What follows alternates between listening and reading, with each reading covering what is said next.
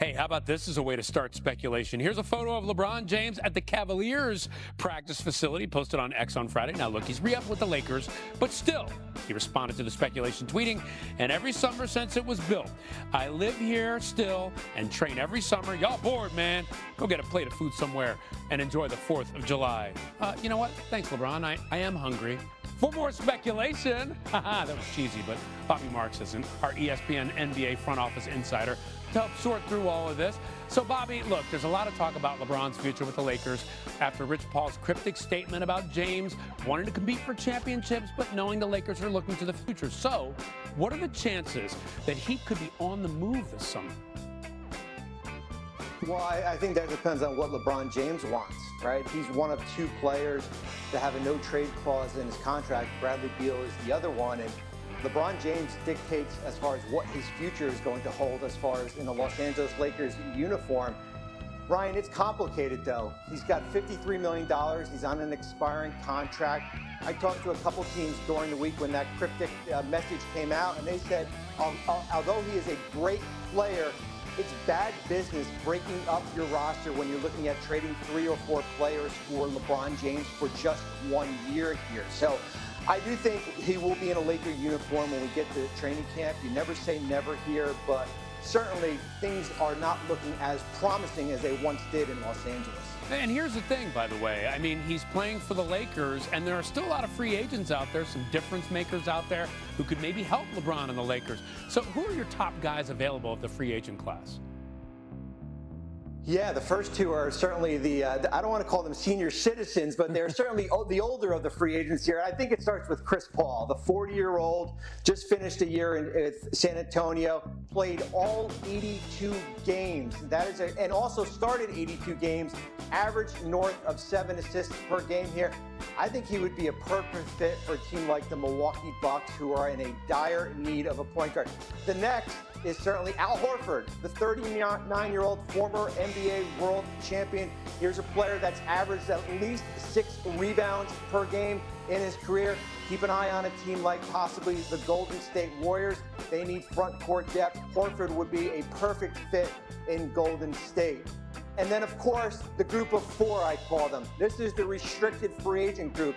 Josh Giddey, Jonathan Kuminga, Quentin Grimes, Cam Thomas. Those players should be off the board, but they are restricted free agents. Their team has the right to match on any offer sheet. The market has dried up with cap space. There is no money out there for a team to give an offer sheet.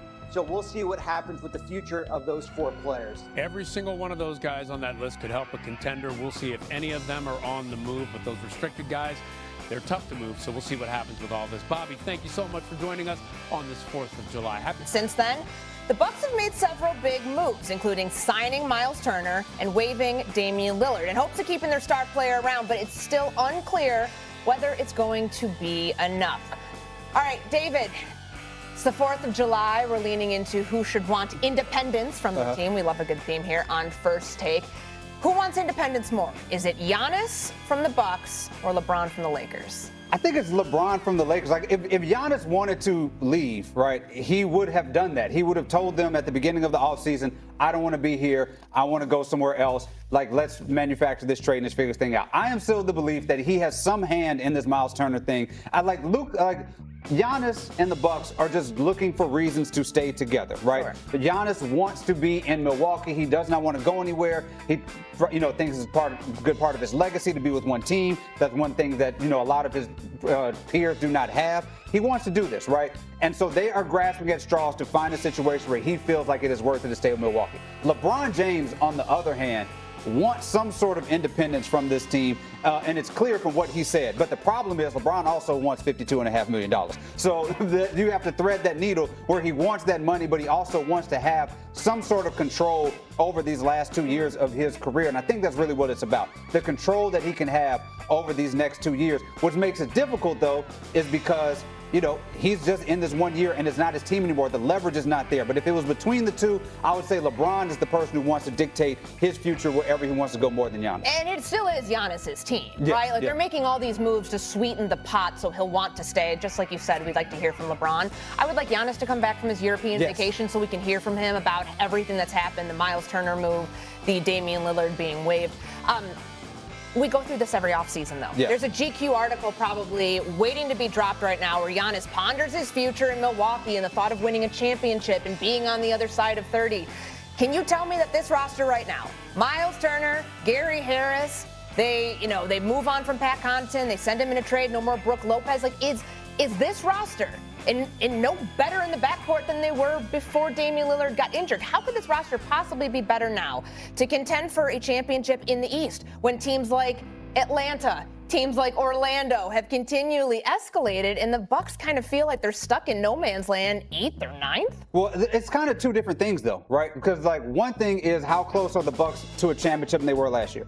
Not any closer. They're a worse team than they were last year, and I think it's hard to argue against that, right? But the other thing that's on the other side of this is how close are they to keeping Giannis, which I think is their main goal. Their main goal is convincing Giannis to stay, whether that puts them closer to a championship or not. They are all in on the Giannis thing. I've been of the belief that it's been best for both of them to move on, for the Bucks to maximize what they can get for Giannis, and Giannis to maximize what he can at a championship contender. Because I want to see Giannis in a championship contender. I always want to see a top 3 player in the league competing for a championship. But if he wants to stay with Milwaukee and they feel like they've done enough to keep him and they want him to stay there, that to me is more important than what it is to actually get them closer to a championship. I still think he's going somewhere else. We have heard rumored for a while it's going to be somewhere in the Eastern Conference. Tell me that him in Miami isn't intriguing. Giannis wanting independence from Milwaukee, staying in the Eastern Conference. The Knicks don't feel like an option anymore. That feels like that ship passed. I think Giannis in Miami would probably be the best spot for someone who probably wants to win a championship. He's on the other side of 30. He knows that his time is still limited to do this. Where are you at? Like, you siding with me on here on this Giannis one, or do you think it's LeBron who wants independence? Because what you said is that Luka's the one who has the most to prove for the Lakers this year. Having said that, is LeBron's best chance, if he really wants a championship, somewhere else? Well, a couple things. One, I don't think Miami would be the option I would choose if I was Giannis Antetokounmpo and I was looking at my options, given they just finished, I believe, 10th in the Eastern Conference last year and then lost by about 1 trillion points. No state income tax. The team would be built around him, but I digress. That's fine. They still aren't very close to winning. And to me, this question is very simple. One of these two players has not said he is considering actually leaving his team publicly, right? I'm not disputing Shams' reporting, but Giannis hasn't said anything. The other guy has an agent in Rich Paul who said 5 days ago when he opted into his contract, we're evaluating our options. So to me, if does one guy want to leave or does the other guy want to leave? One guy has said, I'm thinking about leaving, and the other guy hasn't. So to me, this is a very simple choice. I would like to agree with you, but I have to agree with David. LeBron James has publicly said through his agent, I am evaluating my options to have the best chance to win a championship going forward. That is very clearly deciding what it is you want to do. Now, we can debate the merits of how insane that is to opt into your contract when you could be a free agent and have the ability to choose any of the 30 teams and then say, well, I want to take my money and then see if I can potentially go somewhere else. But he has said that.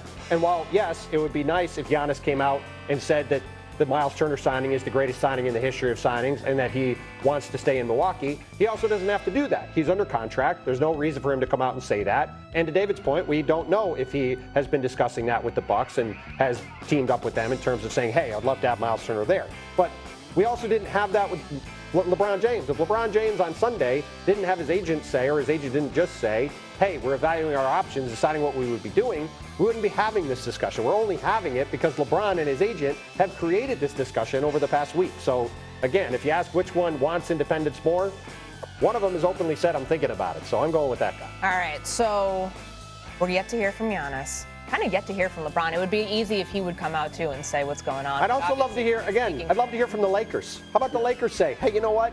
LeBron James can we get an Instagram graphic? Can we say a welcome back, Bronny? You know, Bronny? we had the famous facts from David Falk when Michael Jordan came back, right? Mm-hmm. Said there's 2 words from the agency, I'm back. I would love for Rob Pelinka or Jeannie Buss or Mark Walter to put out a statement that said, LeBron, can't wait to see you on the court with Luka Doncic and JJ Redick and Austin Reeves and DeAndre Ayton and Bronny James in September. Let's go back to the start of training camp. Let's have everybody get back.